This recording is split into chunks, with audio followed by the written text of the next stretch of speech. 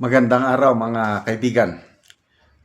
Bigyan natin ng opinion, reaction ngayon itong post ng Manila Standard 16 minutes ago. Just in. The Supreme Court in Bank required on Tuesday, August 5, petitioners, Vice President Sara Duterte and Attorney Israelito P. Torion et al. To comment on the motion for reconsideration filed by the House of Representatives. They were given non-extendable period of 10 days from notice. Okay, so to me, this is good news. Kasi kahapon lang ipinail ng House of Representatives yung motion for reconsideration. Kaagad-agad umaksyon na ang Korte Suprema. So, this is a good development para hindi natatagal ang anong tawag dito?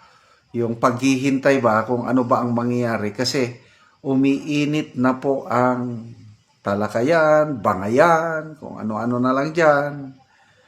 So, salamat po sa mga mahistrado ng Korte Suprema na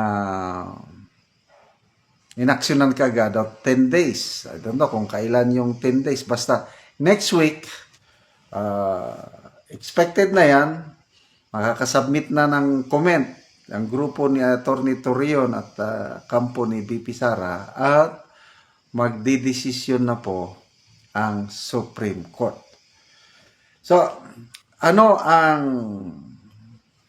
i-expect natin dito sa anong i-expect natin na desisyon ng Supreme Court? Ano sa tingin nyo? May pag-asa pa ba na babaliktad ang Korte Suprema sa kanyang desisyon? Ito may vlog dito ni Attorney, sino na ba itong kwan ito? Yung magaling na abogado. Supreme Court, pwede pa magbago ang desisyon?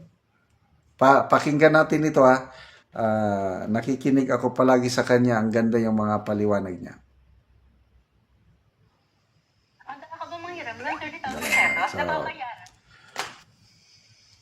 Kung si Senator Marcolita pa ang Usapan natin yung most recent development po sa case ni Vice President Sara Duterte, yung Duterte po versus House of Representatives, kung saan nanalo po si VP Sara with a unanimous... Attorney Neil pala. Attorney Neil ang pangalan niya. Pinadala sa akin ito ni Eudora. Salamat Eudora at Chris Torres sa palagi niyong pagpapadala sa akin ng mga post, videos, and articles. Decision 13-0 po, kung saan dineclare ng Supreme Court as unconstitutional yung 4th Articles of Impeachment. So yun po yung last na nangyari. And ngayon po, yung latest development is the House of Representatives has filed a motion for reconsideration despite po that unanimous decision. Okay? So yung magiging discussion ko po for tonight will be based lang po dito sa statement ni Speaker Martin Romualdez kasi currently po hindi pa available yung full text ng MR nila. Wala pa po sa Supreme Court website, and yung mga nakikita ko lang po sa news article is yung title lang, yung header, and then yung prayer lang. But yung prayer naman po nila was more or less covered din naman po dito ni Speaker Martin Romualdez. Okay? So yan po yung magiging discussion natin for tonight. So kung mag-enjoy po kayo sa video na to, huwag niyo po sana kalimutan, i-like po mismo yung video, and of course po mag-follow or subscribe din sa channel ko para po updated kayo kung may bago tayong upload. Okay? So unang-una po, i-discuss natin yung first issue natin. It is an act of duty. We do not challenge the authority of the court. We seek only to preserve the rightful role of the House, the voice of the people, in the process of accountability. Let us be clear. The Constitution says the House of Representatives shall have the exclusive power to initiate all cases of impeachment. That power is not shared, not subject to pre-approval, and not conditional. Yet, in GR number 278353, the Supreme Court ruled otherwise, based on a misreading of facts and a retroactive imposition of the new rules. On February 5, 2025, the House transmitted the 4th impeachment complaint, filed and signed by 215 members, to the Senate. Only after this transmittal did we archive the earlier 3 complaints. The sequence matters. It proves there was only one valid initiation, not 4.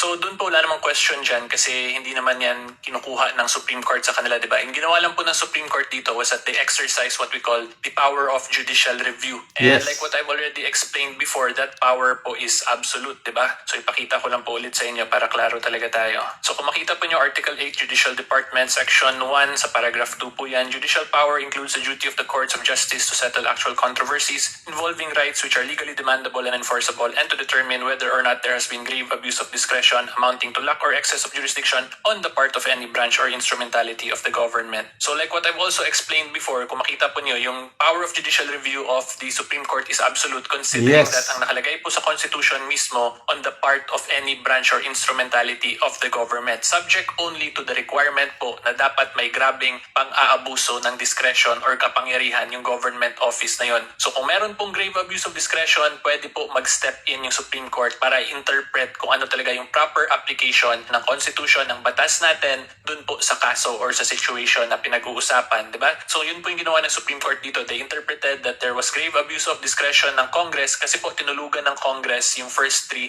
impeachment complaints. Okay, so i-explain ko na lang din po yung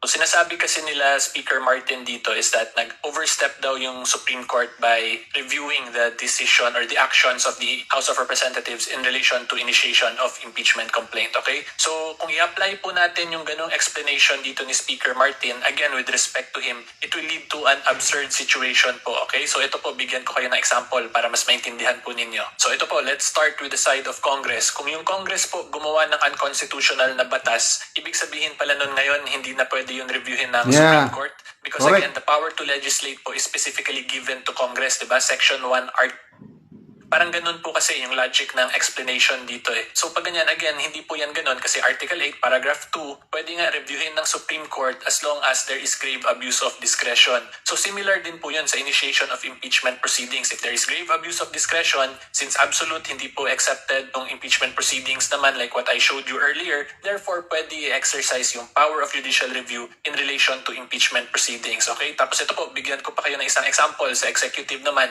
So di ba yung Congress gagawa ng batas?